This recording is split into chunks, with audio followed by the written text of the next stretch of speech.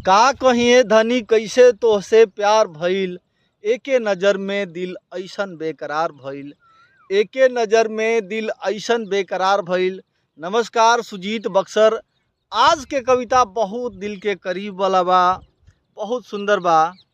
का कहिए धनी कैसे तोहसे प्यार भइल, एके नज़र में दिल ऐसन बेकरार भइल। मन पर दिल के आवाज़ भारी पड़ल, मन पर दिल के आवाज़ भारी पड़ल। एक दूजा से हजारों बार तकरार भइल, एक दूजा से हजारों तलक तकरार भइल। का कहिए धनी कैसे तोहसे प्यार भइल। सैकड़ों भीड़ में एहिजे आके दिलवा हार गइल, एहिजे आके दिलवा हार गइल। तोहके पाके जिंदगी लागे बाजी मार गइल, बाजी मार गइल।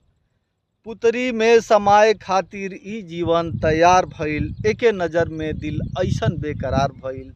का कहिए धनी कैसे तोहसे प्यार भइल। मोहब्बत के सुरूर ऐसन परवान चढ़ल, मोहब्बत के सुरूर ऐसन परवान चढ़ल। साची बात जब से नैना दू से चार बढ़ल, चैन लुकाइल ना जाने दिल लाचार भइल, चैन लुकाइल ना जाने दिल लाचार भइल। एक दूजा से हजारों तलक तकरार भइल।